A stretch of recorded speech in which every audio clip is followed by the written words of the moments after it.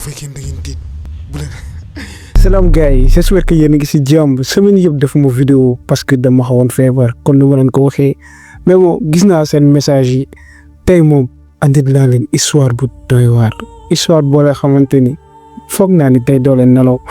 ndax histoire bi seen biir kër yi lay wax ci kër yi lay wax tu vois léegi nag toog leen seen fa tey ngeen aimé ngeen abonné wu ma waxaat fekkee da ngeen tiit bala seetaan vidéo yi histoire bi nag mu ngi xewee Saint-Louis abonné buñ ko envoyé mu ngi tudd Amina moom nag nee na musul xalaat ni benn jour dina toog nettal lii yëpp ci internet waaye déglu leen après di nga comprendre lu tax mu wax loolu mais il faut ngeen xam ni Amina du xale ndaxte mu ngi am 41 ans histoire bi nag moo koy dund depuis bu mu nekkee xale jamono jooju noonu kër maamam la nekkoon comme ni ma leen ko waxee histoire bi Saint-Louis la xewee foofu noonu nag kër gi du moo ko tabaxal boppam ndax dondu ci benn colon français loolu muy firnde ni temps colonial la woon temps yooyu noonu tubaab bi ñoo nekkoon Saint-Louis léegi nag maam ji dafa doon liggéeyal foofu noonu benn fonctionnaire kooku noonu bu mu doon dem ci la jëlee kër gi mu may ko maam ji noonu famille Amina ci lañ fa commencé dëkkee il faut ma préciser waat leen beneen affaire instant yooyu noonu fekkente ni Amina juddoogul ndaxte avant indépendance la woon instant yooyu noonu nag maam ji ak njabootam ñoo fa dëkkoon yaay Amina nag fa la nekkoon léegi nag am na ay détails yu garaaw yu bëri yu fa xew mais di ngeen ko découvrir ci biir histoire bi ay affaires yu doy waar la mais bon Amina nag quelques années après presque mën na 20 ans gars yi ñoo koy dëkk moom nag bu mu juddoo nee na kër gi rek la xam ndaxte yaayam fekkente ni dafa divorcé mu dellu si waat moom instant yi noonu mu ngi am 6 ans yaayam mu ngi jur ñaari doom yu jigéen nee na nag dañu amoon benn néeg presque comme encore une fois kër gi rek la xam nee na fa la màggee fa la defee lépp ba mu am ay 6 ans instant yooyu noonu muy commencé ràññee lu bëri Amina nee na dafa nekkoon benn xale boo la xamante ni dafa xawoon timide du wax lu bëri nee na peut-être papam lu mu nekkuloon foofu noonu la maanaam papa ji du ko gis peut-être loolu moo ko affecté mais bon par rapport ak yeneen xale yi nekkuloon nit ku bëri wax te yaayam à chaque fois da ko remarqué bref kër googu noonu Amina nee na yàgg na ressentir ni am na benn affaire boo la xamante ni dafa xaw bizarre mais mënu ko woon expliquer te waa kër gi yëpp muy yaayam muy maamam bu góor presque ñoom ñaar rek ñoo fa dëkk fekkente ni maamam bu jigéen dinaa leen jox tamit benn information ci kanam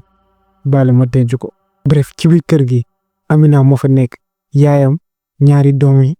ak maamam bu góor ñoom rek ñoo fa nekk Amina nag nee na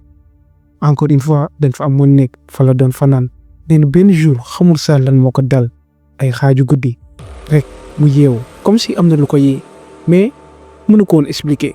ndaxte mu ngi am 6 ans nee na ba heure yi moo koy fàttaliku comme si démb la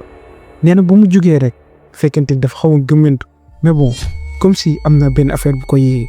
mënu ko woon expliquer nee na noonu la génnee mooy si buntu néeg bi rek mu taxaw nee na xamul sax lu tax mu def noonu ba jamono bu ñu nekk nii nee na xamul lan moo ko daloon ne bu mu tawee si buntu néeg bi rek mu fixé couloir bi instant yooyu noonu rek ma commencé dégg ay bruit pas maanaam comme si am na nit buy dox di dem nee na affaire bi tiitalu ko te jaaxalu ko dafa jàppoon ni maamam bu góor la Amina ne noonu la avancé ba léegi nii encore une fois nee na bu koy raconter histoire bi xamul lan moo ko daloon bu mu avancé ba ay côté escalier ci la gisee benn jëmb boo leen xamante ni xàmmeewu ko benn waay bu sol yére bu weex tàll di yéeg mais bon Amina ne bu mu ko gisee xamu ko mais am na benn sentiment comme si mës na gis waa ji mais mënu ko expliquer mais benn affaire bu doy waar moo nekk ci waa ji moo ngi sol mbubb bu weex tàll bopp bi dañ ko bandage muy siit deret en plus yére bi takk lu xonk cuur bu xoolee yére bi bu mu takkee rek ak bopp bi siit bi rek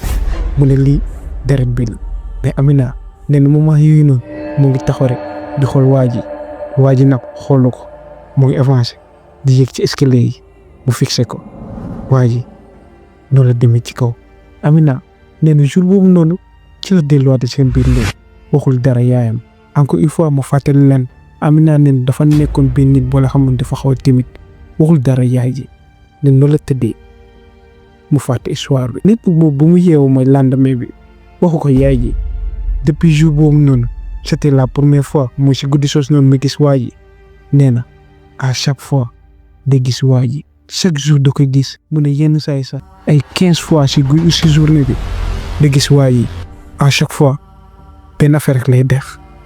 aw si couloir bi yéeg si escalier yi. Amina nag nee na instant yi na xale la woon dafa jàppoon ne du moom kese moo koy gis peut-être ñeneen ñoo koy gis mais bon muy dem ki gën a màgg di màggaale affaire bi ba benn jour ci la découvrir histoire bu nekk ci ginnaaw waajooju noonu dëkkat kooku noonu ku may gis magu yaayam la te kooku dee na il y a 10 ans de cela. Amina yaayam bu ko doon nettal histoire bi dafa tiitoon mais bon nee na complètement par hasard laajul dara yaay ji ñëwul mu ne ko am na benn waay bu may gis yaay ji xamu si dara bu instant yi nii waxul dara yaay ji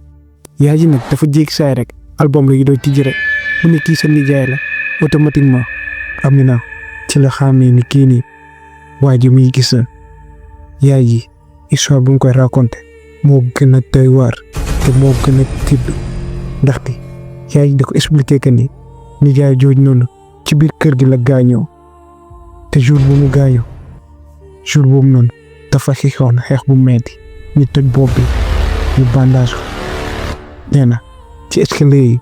deret bi la commencé woon di sip ba ci couloir yi kër gi yëpp dafa takkoon deret yaay Amina nag muy expliqué que ni jour boobu noonu ba mu gisee mag ji ci loxo papa ji la nekkoon papa ji benn affaire la leen doon wax moom ak seen yaay mu ne kii dafa jóge xeex ñëw leen jàppale ma mag ji ci biir kër gi la gaañoo. Amina nag nee na yaay ji bu mu koy raconter histoire bi tiitaange da ko jàpp ndaxte automatiquement mu lii mooy waaju mu doon gis ak kii nii bu fekkee ni même personne bi la te xam na ni même personne bi la loolu mooy firnde ni kii nii jinne la mais loolu mooy firnde ni tamit jour bu mu dee boobu noonu ak nu mu dee waale yére boobu la solom loolu la nekk di feeñu Amina nag nee na affaire bi ci la ko tiitalee. mais balaa ñu continuer il faut ñu delluwaat si waxu yaay ji dama bëgg ngeen jàpp détail boobu noonu jàpp leen ko nii rek ndaxte détail boobu noonu dafa important trop di ngeen ko soxla si fin bi ndaxte bu leen fàtte ni yaay ji nee na bu mu ñëwee daa fekk mooy magam nekk si loxo papa ji mu ne ko kii xeex la jóge. am naa ne yaayam dafa préciser que ni après booy mag ji bu mu gaañoo gars yi dem nañu wër mooy si koñ yi yëpp xamuñu mag ji fu mu xeexee jàpp leen détail boobu noonu gisuñu ku mu doon xeexal te ku ñu laaj tey ne xamuñu ngir yàlla détail boobu encore une fois jàpp leen ko ngeen enregistré ko bu jëree sax ngeen bind ko si benn côté ngeen denc ko ndaxte dina ñëwaat. bref après loolu Amina xam na ni waaju muy gis ni du nit mu ne ok ndaxte amatul 6 ans moo ngi dem di commencé di gën a màgg yaay ji fa la ko expliqué affaire bi léegi nag Amina nee na ay bés di dem waa ji continuer di ko feeñu mais bon nee na moom bizarrement musul tiit à chaque fois bu gisee waa ji du tiit bien vrai que bu instant yi xam na ni waa ji du nit. Amina nee na malgré lu mu doon gis doon yëpp musul wax dara yaayam wala sax maam bu góor ndaxte dafa jàpp ni bu ko waxee gars yi mën nañ ko jàppee dof wala peut-être ñu tooñ ko nee na daal waxul dara mu noppi mais waa ji continue di ko feeñu te à chaque fois couloir bi lay jaar yéeg si escalier yi yére bu weex bandeau buy si deret yére bi takk chaque jour même détail yi la. Amina nee na affaire yi dem ba affaire doon affaire bu normal. bref léegi nag ñu avancé ay at ci kanam ay saa yooyu noonu fekkente ni Amina moo ngi am nee na 11 ans wala 12 ans moment yooyu noonu nag mu ne yaayam dañ ko takk te yaay ji Dakar dañ ko takkee noonu la leen jëlee ñoom ñëpp yóbbaale leen ñu bàyyi fa seen maam bu góor kese. neen nag moom jour bu ñu doon dem jour boobu noonu dafa doon fixé kër gi rek ndaxte dafa ne maa ngi dem de mais ci biir kër gi nii am na lu fa nekk moom jàppoon na ci xelam moo ngi dem mais lu yàgg-yàgg dina dellu si waat. imagine leen xale mu am 11 ans wala 12 ans di am genre xalaat yooyu noonu déjà mën nañ ne Amina benn xale la boole xamante ni normalul mën nañ ko wax carrément ndaxte dafa yàgg am xel loolu il faut ngeen souligner ko tamit nee na jour boobu noonu ci lañ jëlee oto ñu départ nee na yoon bi yëpp xelam ci la nekkoon nee na maa ngi dem mais xam naa dinaa ñëwaat te affaire bi loolu la fa demee bi ñu nekkee Dakar mooy fii nii ñu nekk fi quelques années rek mooy maam bu góor feebar bu metti yaayam obligé dellu ndaxte il faut mu ñëwaat pour mu jàppale ko amul kenn yaay yi bu mu dellu si waatee rek instant yu nan Amina nee na loolu xamoon na ko bu ñëwee ci biir kër gi même sensation yi même affaire yi yu bizarre yi mais nee na instant yi na fekkante ni màgg na bref rakkam bu jigéen tamit màgg na neen benn jour ñoo ngi seen néeg ñu foo rakk bu jigéen bi ba benn moment rek rakk ji tourné ne naam yaay maa ngi ñëw Amina jaaxle mu ne mais yow kenn woowu la rakk bu jigéen bi ci la jógee dem rek Amina téye ko mu ne kenn woowu la rek rakk ji ci la ne sama yaay moom woo doo ma bàyyi Amina ci la ko xoolaatee mu ne mais yow da nga dof sama yaay woowu la Amina mais bu mu tourné si ginnaaw rek mu seen yaayam toog ci salon bi di seetaan télé te rakk ji fu mu jubal côté fenêtre bi la loolu la xëccee loxo bi mu ne yow kenn woowu la moment yu noonu rek ci la déggaatee benn baat buy woo rakk ji Amina nag nee na tiitaangi ci la ko jàppee ndaxte baat boobu noonu xàmme na ko clairement nekkul keneen ku dul maam bu jigéen instant yi nii rek Amina neen ci la paniqué rakam comprendre bien vrai que du comprendre ndaxte baat boobu noonu xamul kàlla Amina nee na kooku noonu elle est sûre à 100% maamam bu jigéen la te lu gën a doy waar mooy fu ñu doon foowee amoon na benn lam ci suuf lal bi baat bi fa la jógee Amina nag nee na ci la jëlee rakk ji ne génn nànk si biti ñu eggali seen foo seen wetu yaay depuis jour boobu noonu xelam à chaque fois day ne sama maam bu jigéen la wala du moom à chaque fois loolu doo xalaat waaye bu ko fàttali ko waatee rek mu ngi dégluwaat baat bi si xelam mu ne kii nii sama maam bu jigéen la Amina nee na affaire yi bizarre yi ci la tàmbalee. ndaxte beneen jour après fekkante ni encore une fois rakk bu jigéen la doon foowal rakk ji ci saa rek commencé ci jooy yi métti Amina affaire bi jaaxal ko moment yooyu noonu dafa tegoon ni saa rakk ji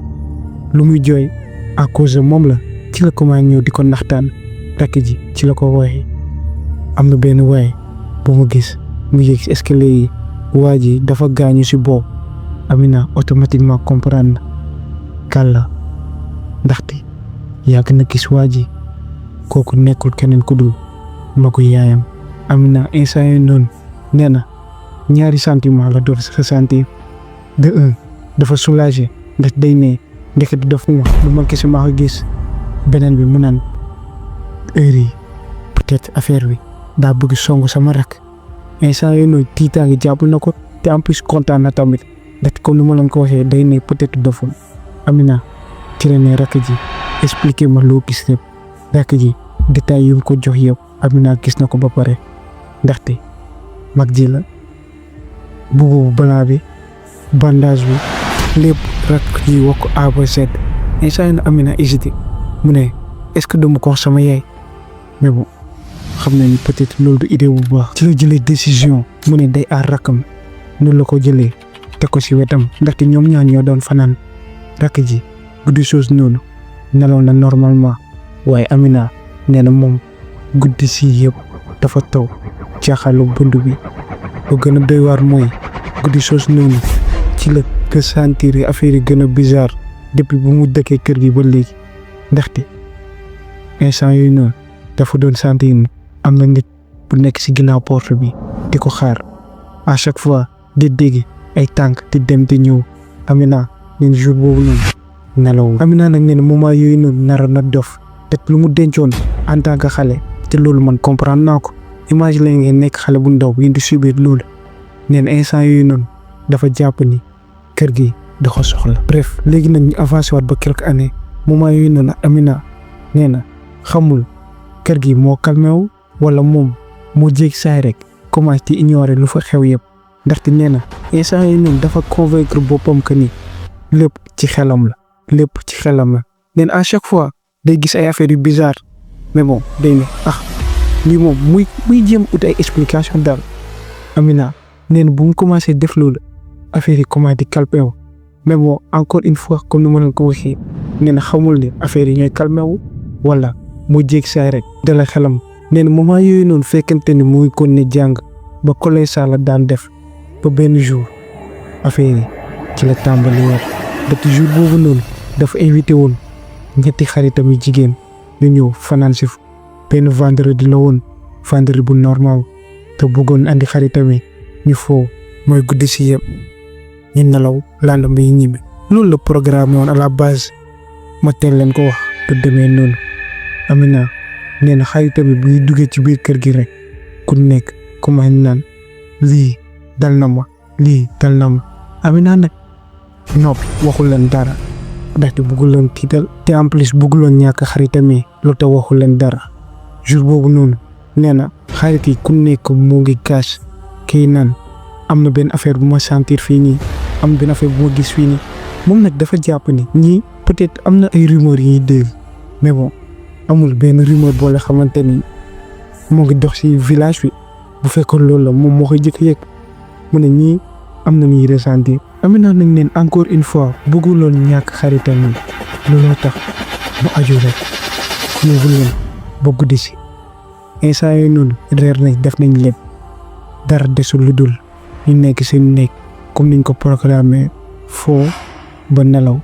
nee na bu ñu commencé di lépp di waxtaan instant yooyu noonu rek bunt bi commencé di yëngatu du sax yëngatu dañ ko doon xëcc carrément. Amina nee na ñoom ñëpp ci liñ commencé ree ñu tourné moom nag xarit yi xool ko ñu ne yow xanaa da nga teg gil ak sa rak da ñoo bëgg tiite. Amina instant na commencé na jaaxle moom nag comprendre na automatiquement lii phénomène yu nekk si biir kër gi la looloo tax mu xool leen rek di ree ndaxte bëggul leen tiital. nee na noonu la bëggee jug rek pour dem xool affaire lu fa xew mais kenn si xaritam rek waxu ko jubal mooy si bunt bi. kooku nag bu fa eggee commencé di ree rek tijji bunt bi gisu fa kenn waaye bu mu tëjaatee ñu si des moo ñu nekk si wetu Amina ñu commencé di ree da ci jàppoon nañ à 100% Amina dafa teg ak dil ak rakam wala yaayam ñoom loolu lañu jàppoon ñu commencé di ree mais ku tëjiwut bunt bi bu mu ko tëjee ba tourné Amina ne bu mu ko xoolee mu gis tiitaange ci kanam bi mais kooku ñëw rek toog ñoom ñëpp ñoo ngi ree mais Amina mu ngi fixé kooku rek ba benn instant Amina ci la ko ne mais yow xanaa da am li la dis kooku moo ngi noppi rek te ma wax leen ni ku di chose noonu yëpp Amina neen kooku du waxaat ba lendemain bi bien vrai kooku du waxaat ba si lendemain bi mais il faut ngeen xam ne ku di chose noonu du loolu kese moo xew ndaxte Amina neen ci lañ commencé di foo kooku noonu nag dem tëddi nee na sama bopp day commencé di metti gars yi nee na looy wax ni loolu lañ ko defarelee mooy lalam mu tëdd. Amina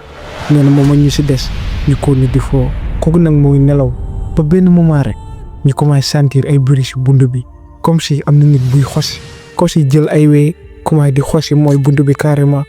ñoom ñu tiit ñu tourné ñu dem mooy encore une fois si bunt bi bii paa nag ñoom ñëpp a àndandoo buñ fa eggee ñu tijji xool couloir bi kenn nekku fa ñu duggaat ci biir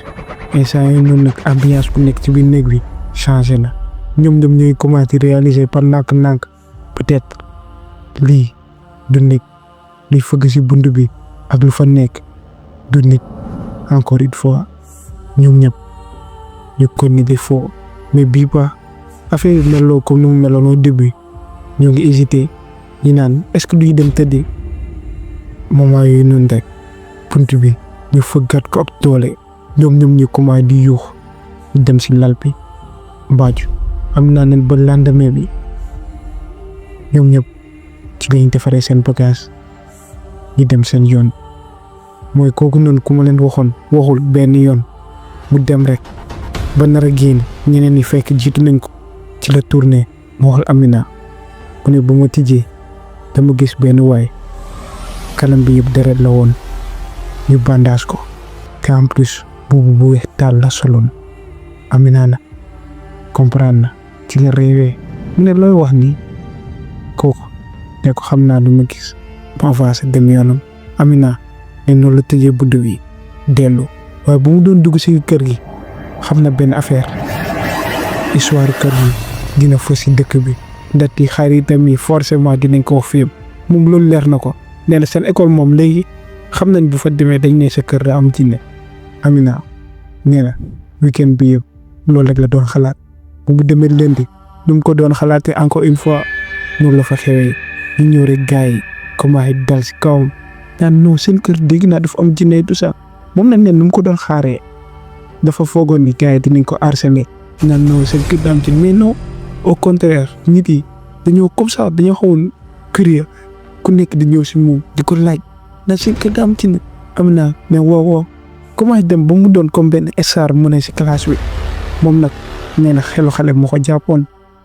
looloo tax gars yi li ñuy wax mu ne waaw te am na kenn seen waa classe gëmu ko mu ne loolu ay wax kese la. Amina nee na instant yi noonu rek presque ego moo doon wax par fierté la mu xool ko rek mu ne dëgg la ñoom ñaar ñuy werante. Amina ci la ko ne vendredi prochain comme yow ñëwal nga fanaan fa rek kooku noonu commencé di ree instant yooyu noonu waa classe bi yëpp ñoo leen di xool. Amina ci la ne bu fekkee ne am nga fit rek bu fekkee nga ne foofu noonu amul dara kaay kooku noonu ne waa ok noonu lay demee ba vendredi bi jot. Amina fàttali ko waa classe bi yëpp ñoom ñu ne demuñu kooku daa bëggoon ku mu àndal ñu ne saa kaay rek. Amina ne loolu la ko yóbbee muy si kër yi. nag bu ñu fa eggee ci la jëlee benn néeg boo lay xamante ni kenn neewoo fa mu ne yow fii ngay fanaan man fee laay fanaan kooku nag xawoon na tiit mais bon kon ke daal laase woon defi Amina mu ne ok doon kese bu tëdd fa. Amina nee na moom affaire bi moom leeral na ko à 1000% kooku dinañ ko jombal jour boobu noonu guddi sos noonu yëpp loolu doon xalaat mu nelaw lendemain bu mu yeewoo waaye bu mu gisee mooy camarade de classe bi moo koy fixé xulli bët yi yëpp mu ne fii nii munoo rab ba ma fanaanaat fii nii ci la ko expliqué mu ne guddi si yëpp dama sentiroon ni am na nit ku nekk si ginnaaw di xëcc bunt bi au début nag jàpp naa ni yow la ma commencé di ree di woo sa tur waaye ba ma tijjee gisuma kenn mu dem tëddaat encore une fois même affaire ma dem tijjee rek ci laa séenee benn waay kanam bi yëpp deret na mu sol mbubu bu weex daal bu yéeg ci côté escalier yi man nag jàppoon naa ni peut-être waa kër gi yéen ña a teg dil loolu la avancé waaye bu fa eggee gisatuma ko comme si dafa jékki sa rek see noonu la dawaatee dugg ci biir néeg bi baaju waaye ma sentiraat ni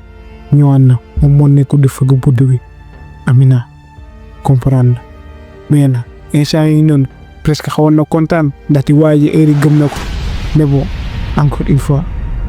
waa ji ñun magu yaayam bi mu ngi fa. Amina nag nee na peut-être il est temps mu wax lépp yaayam mais bon encore une fois mu xaw a ragal mu ne xaaral ma noppi rek mais Amina nee na année yi di dox instant yooyu noonu mooy commencé di compter mu ne lii du man kese maa ko gis sama rak gis na ko sama ñetti xarit gis nañ ko ak ku ma àndoon loolu mooy presque 5 personnes gis nañ ko à 100% peut-être mag ji deewul mu ne instant yii loolu la doon xalaat mu ne peut-être mooy magu yaay yi peut-être deewul instant yii noonu Amina neen affaire yi mu ngi si xelam mais bon am na affaire yu bizarre yi xew après loolu moo koy firnde ni à 100% mag ji dee na te en plus du nekk ci biir kër gi du nekk peut-être à tout moment mën na dal seen kaw. bref ay at après jamono di dox Amina instant yi noonu màgg na moom ak rakam yëpp doon nañuy mag mais benn affaire rek moo changé wul ci biir kër gi ba instant yi nii am na affaire yu bizarre yu fay gis te rakam à 100% heure yi mu ngi koy gis tamit. Amina nekk nee na moment yooyu noonu mooy maamu góor xel bi mooy commencé dem mooy commencé di naax di comporté wu bizarrement bon à chaque fois yaayam da ko doon naan kii nii lu mu wax yëpp bu ko déglu heure yi mag la rek dafa jëm mag looloo tax dina wax ay affaire yoo la xamante ni mën na leen tiital mais Amina xam na ni maam ji lépp lu mu wax am na fu mu ko teg ndaxte maam ji dafa doon naan ci kaw escalier yi dafa doon gis ay nit di yéeg di wàcc di yéeg di wàcc te maam ji nee na sama doom la maanaam magu yaay ji à chaque fois loolu doon wax di répété yaay ji nag jàpp na ni kii nii xel bi dem na bu yàgg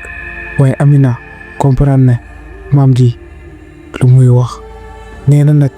ba benn guddi fekkante ni yaayam dafa génnoon moo war a jël maam bi lalal ko yóbbu ko si néegam bu tëdd nelaw nee na nag bu mu defee loolu yëpp bu mu jël booy dara bi muur ko paax bi rek ci la téye loxoom mu jaaxaloo moom commencé di xulli bët yi comme si dafa tiit mu commencé wax Amina nee leen nañ ma baal teyu ma ko du man kër gi la Amina nag neen moment yooyu noonu ci la commencé di calmer maam ji mu ne maam bàyyi li ngay wax calmer wul mais maam ji mu ngi téye loxo bi tellement que Amina neen mu ngi sentir ni wéy ñoo ngi dugg si bi yaram bi mais maam ji mu ngi répété rek nee leen nañ ma baal Amina nag jéem a comprendre mais maam koy wax kan moo la war a baal mu ne sa mag yi baal ma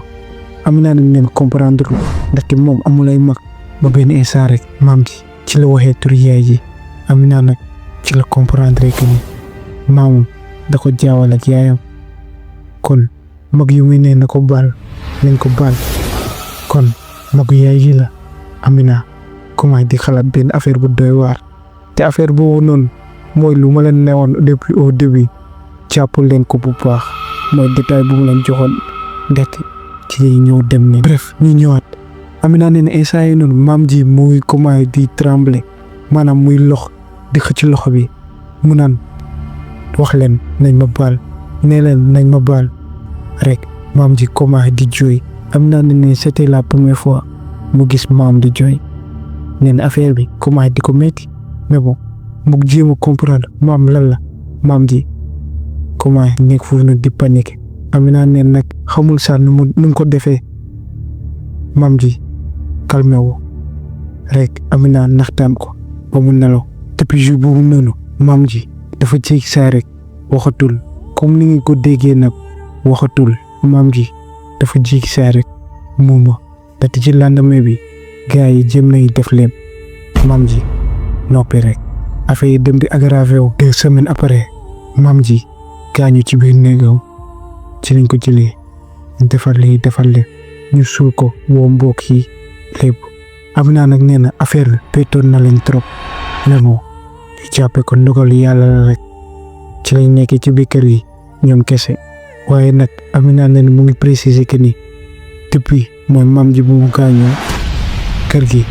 comme si dafa jékki saa rek commencé ci gën a aggravé wu ay bunt yi jékki saa rek tëju bu ay bunt yi tijjeeku lampe yi jékki saa di malax courant bi instable te jékki saa rek di lakk di tàkk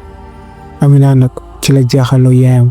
yu expliqué ko histoire bi A ba Z lu mu doon depuis xale ba instant yi noonu comme ni mu ko doon xaaree rek comme ni mu ko ragalee woon sax lay wax ni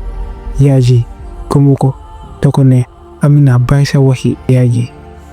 comme ko Amina affaire bi xawoon na ko metti mais bon loolu léegi la mënoon def wax yaay yi ne ci la ne yaay il faut ñu génn kër gi nañ ko jaay dem suñu yoon mais yaay yi dëgër po nee na fa lay des Amina nag nee na mënu si woon dara ñoom ñëpp noonu lay desee si biir kër gi ba benn jour Amina mu ñu expliqué que ni yaay ji dafa jékki saa rek nee na ñu dem mooy ranger mooy sa bagage maam yi Amina nag nee na moom affaire bi sawaru si woon ndaxte comprendre na ci biir kër gi lépp lu fa mënti xew dafa lii ak maam ji ndaxte depuis maam ji bu mu kaañoo affaire dafa dem di gën a aggravé wu comme ni ma leen ko waxee du comme si dafa jékki saa rek ay bundu comme ni ma leen ko expliqué nee non affaire daa dem di gën a empiré wu moom affaire bi mosu ko attaqué personnellement mais day jékki saa rek buy dox ci ëttu kër gay guddi ñu koy sànni xeer wala ay yéreem commencé di lakk affaire boobu noonu yéen a ngi comprendre muy dem di commencé di feebar looloo tax sawaratul sax mooy wax ci maam ji mais bon j'espère que jàpp ngeen mooy détail bi mu leen joxoon au début ndaxte ci loolu lay ñëw léegi nii yaa ngi pour ko expliquer le mu ne ko kaay jàppale ma ranger sa bagage maam yi Amina nee na dafa xawoon hésité mais mënu si woon dara yaay ji ak moom ci lay duggee si néegu maam ji di commencé di ranger di xool ba benn moment rek Amina neen ci la tombé ci benn lettre bu xaw a bizarre ndaxte ci kaw am na luñ fa tamponné nee na noonu la ko tijjee commencé di xool feuille rek ci la gisee lettre bu gudd buñ ko liiree bindu maam ji la à 100%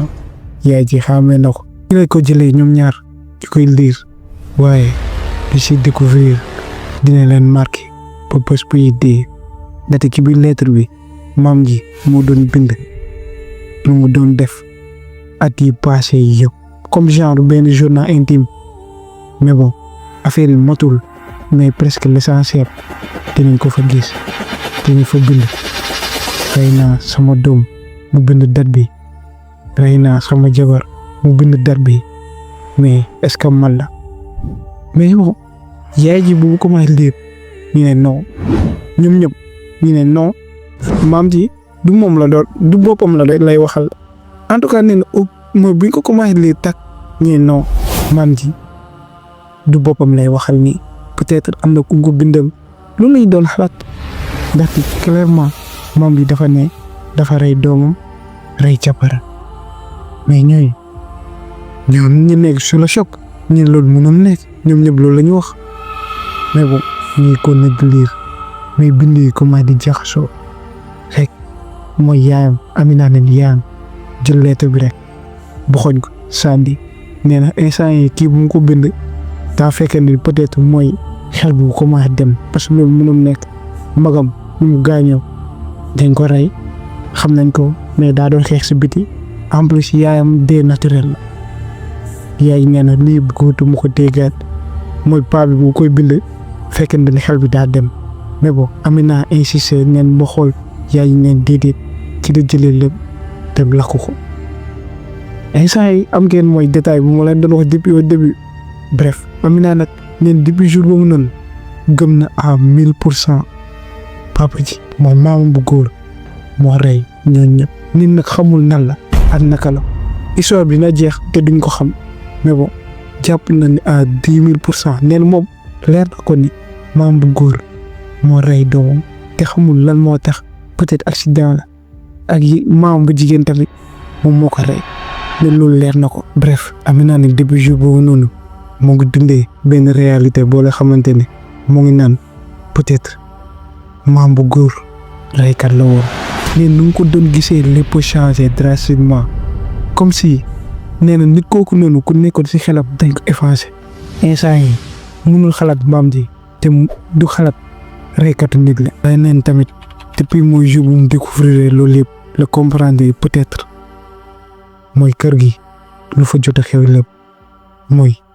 lu muy gis mooy mag ji ak baatu maam bu mu déggoon peut-être dañoo ñëwoon mooy pour fayu ne loolu mënu ko gëm tamit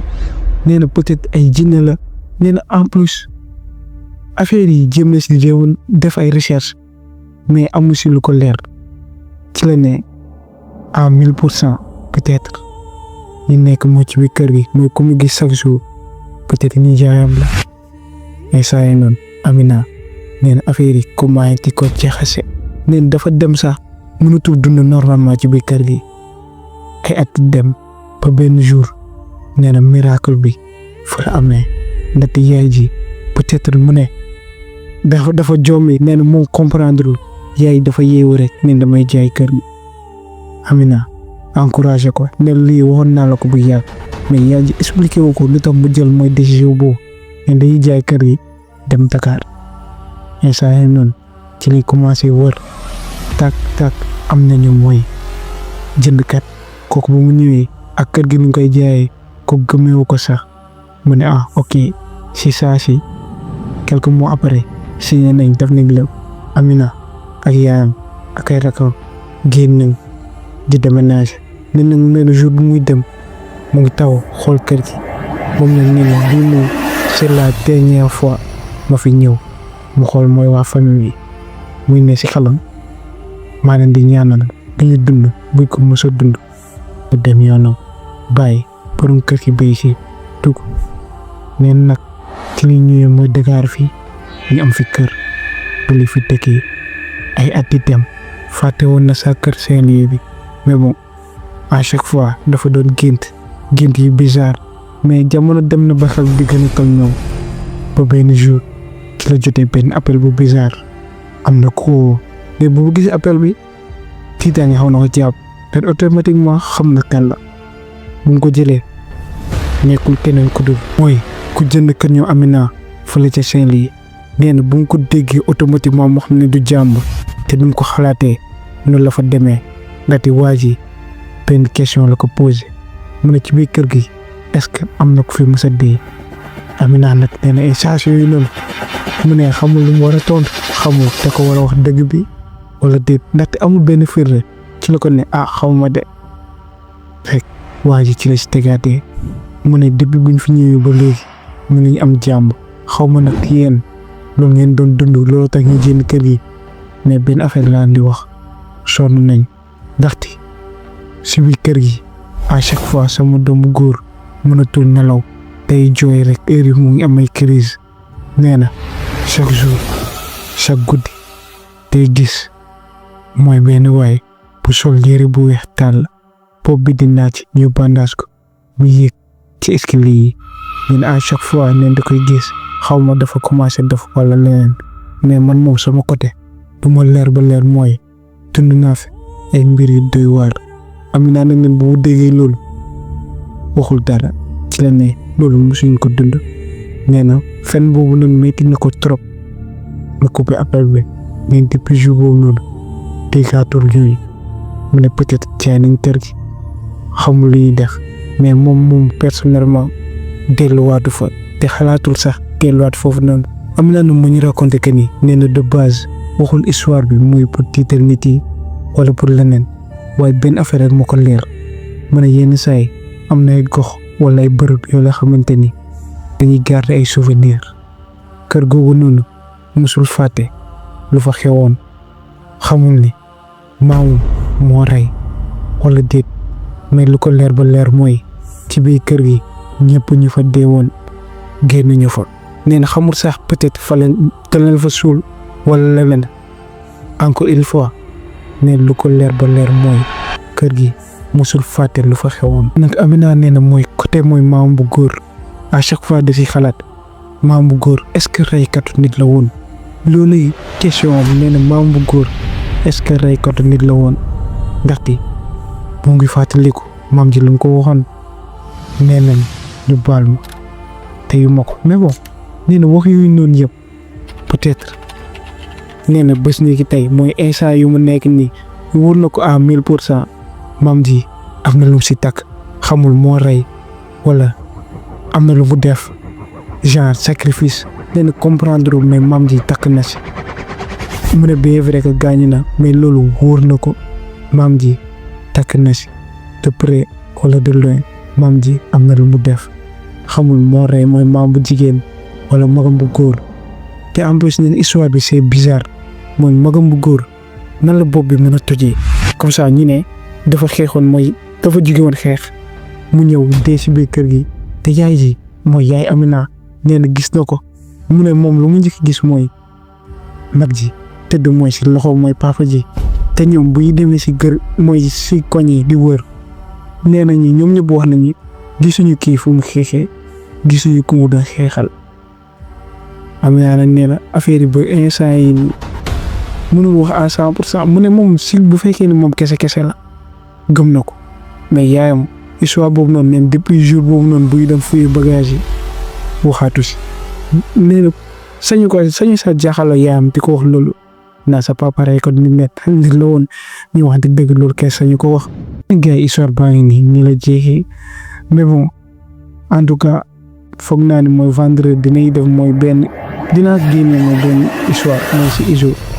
beneen chaîne bi benn affaire laa mën a wax wala ma seen xalaat si histoire bi sérieusement histoire bi dafa doy waar tellement wax la ma seen xalaat seen théorie surtout char yéen loo leen foog man moom heure yi mënuma exprimer wu carrément mënuma benn affaire boo xamante ni mën ngeen ko xalaat dama bëgg yéen seen xalaat carrément loo leen ci xalaat léegi nag heure yi commencé tane naa bëggoon naa leen tamit remercier saa yi gis naa seen message yi heure yi dara daluma benn grippe bu ndaw la woon rek léegi nag 2 vidéos par semaine chaîne bi tam dama si commencé posté mooy deuxième chaîne bi Izo Story na jàmm yàgg si yéen bu leen fàtte ngeen abonné wu